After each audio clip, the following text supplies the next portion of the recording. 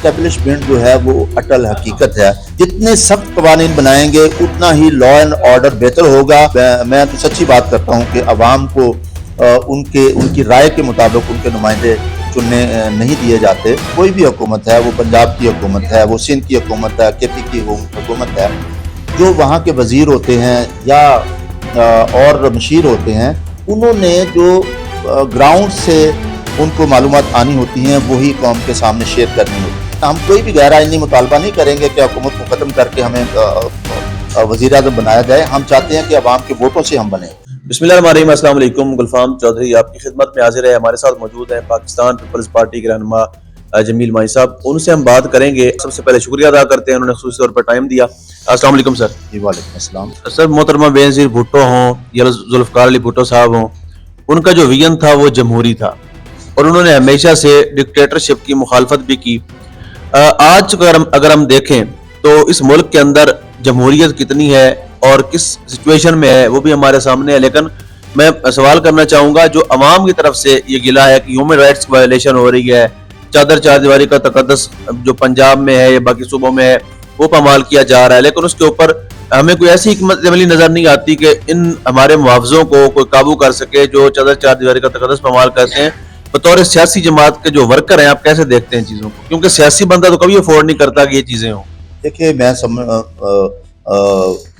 جس طرف آپ کا اشارہ ہے میں آپ کو اس کی ایک تھوڑی سی وضاحت کر دیتا ہوں کہ آپ کا اگر اسٹیبلشمنٹ کی طرف اشارہ ہے تو اسٹیبلشمنٹ جو ہے وہ اٹل حقیقت ہے، وہ پاکستان کی بھی اور پوری دنیا کی. ایون کہ آپ امریکہ دیکھیں، وہاں کی اسٹیبلشمنٹ کا بھی رول ہے. نہیں، پنجاب پولیس کی بات ہو رہی ہے. پنجاب پولیس کی میں بات کر رہا ہوں. دیکھیں، لا اینڈ آرڈر کو مینٹین رکھنے کے لیے جتنے سخت قوانین بنائیں گے اتنا ہی لا اینڈ آرڈر بہتر ہوگا اور عوام کو بہتری ہوگی. آپ نے دیکھا ہوگا کہ صرف ایک پرچہ انٹینا نہ ہونے کی وجہ سے ہوا تھا. آج آپ دیکھ لیں کہ 95% موٹر سائیکلوں پر انٹینے ہیں. جو دیکھیں، حکومت آپ کی بہتری کے لیے اور آپ کی جان کی تحفظ کے لیے یہ قوانین بناتی ہے نا. تو میں سمجھتا ہوں کہ جو جرم کرتا ہے اس کو سزا ملنی چاہیے، اس کو کسی صورتحال میں بھی سپیئر نہیں کرنا چاہیے. سر جمیل صاحب، یہاں پہ میرا ایک سوال لے لیجئے گا. جو جرم کی بات ہے تو ہم لاہور میں نے سارے حلقے سروے کیے تھے ذاتی طور پر اپنے چینل کے لیے بھی. تمام جو سرویز یہاں پہ میں نے مکمل کیے، اس میں جو این 127 ہے، بلاول صاحب وہاں سے الیکشن لڑ رہے تھے اور ہماری اطلاعات کے مطابق بلاول زرداری صاحب کا اتنا ووٹ بینک تھا کہ وہ جیت سکتے تھے اور وہ جیت بھی رہے تھے.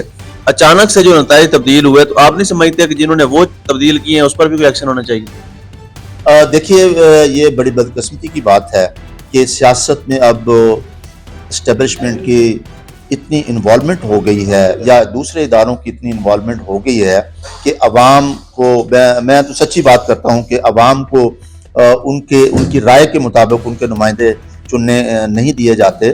تو اس پہ ہم پیپلز پارٹی نے پہلے بھی احتجاج کیا تھا. آپ فارم 47 کی بات کر رہے ہیں، ہم اس کے مخالف ہیں. ہم چاہتے ہیں، پاکستان پیپلز پارٹی چاہتی ہے کہ فارم 45 کے مطابق جو جیتے اسی کو ہی جیتنا چاہیے. یہ نہیں ہونا چاہیے ووٹ کسی اور کو پڑیں اور جیتے کوئی اور. اس کو ہم ہر فورم پہ ایجیٹیٹ بھی کر رہے ہیں اور مستقبل میں انشاءاللہ اس کی بہتری کی امید بھی رکھتے ہیں.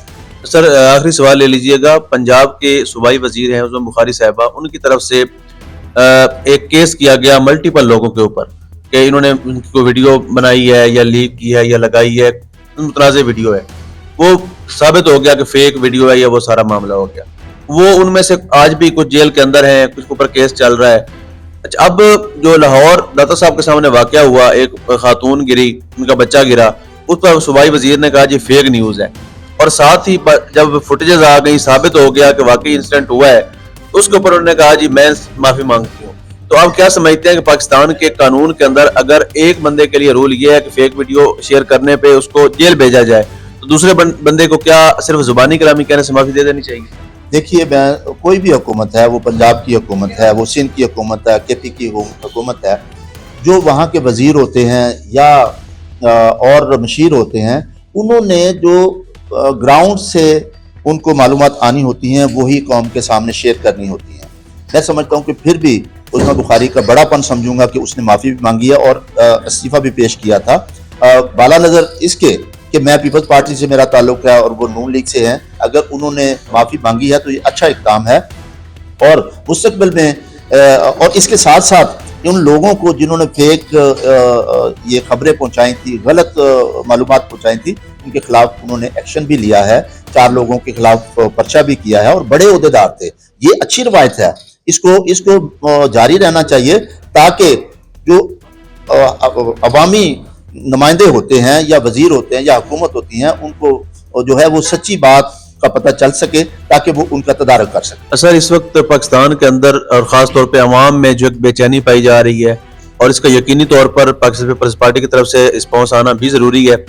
جو پاکستان نے بھی بورڈ آف پیس کا حصہ بننے کا فیصلہ کیا، ڈیفینیٹلی حکومت نے اس کو کافی سوچ بچار کرنے کے بعد ہی فیصلہ کیا ہوگا، لیکن دوسری طرف مسلمانوں کا جو پاکستان کے اندر رہتے ہیں مجھ سمیت آپ سمیت، ان کا یہ بھی شکوہ ہے کہ وہ ڈونلڈ ٹرمپ جس نے اسرائیل کو اس وقت لگام نہیں ڈالی جب وہ ہمارے لاکھوں بھائیوں کو شہید کر رہے تھے، تو اس ٹرمپ پر ہم اعتبار کرتے ہوئے کیسے اس بورڈ آف پیس کا حصہ بن سکتے ہیں یا کیسے اس پہ یقین کر سکتے ہیں؟ دیکھیے میں سمجھتا ہوں کہ پاکستان پیپلز پارٹی ہمیشہ اس چیز پہ بالکل اس کا فرم بلیو بھی ہے کہ آپ میدان کے اندر رہیں گے تبھی جا کے اپنے آپ کو منوائیں گے. جس طرح میں اس کی مثال دیتا ہوں، 2008 میں جب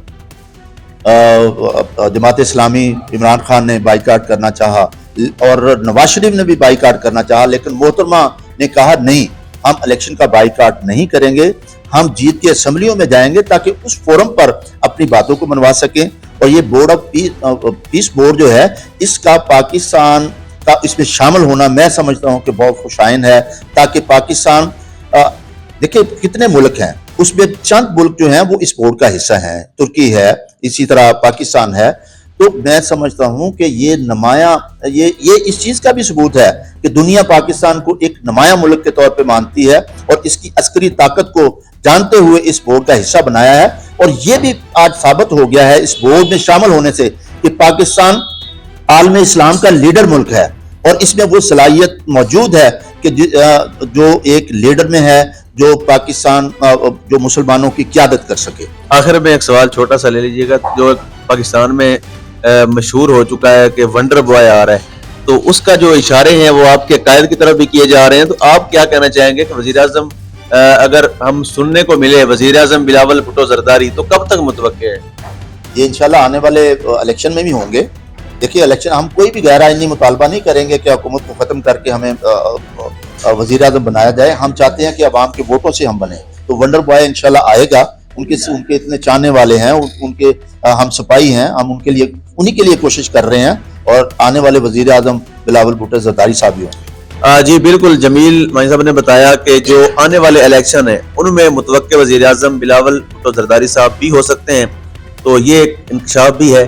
اور یقینی طور پر جو سیاسی لوگ ہوتے ہیں وہ حکومتیں گرانے کے قائل نہیں ہوتے بلکہ اپنی باری کا انتظار کرتے ہیں. اللہ پاک وطن عزیز کا حامی و ناصر ہوں. پاکستان زندہ باد.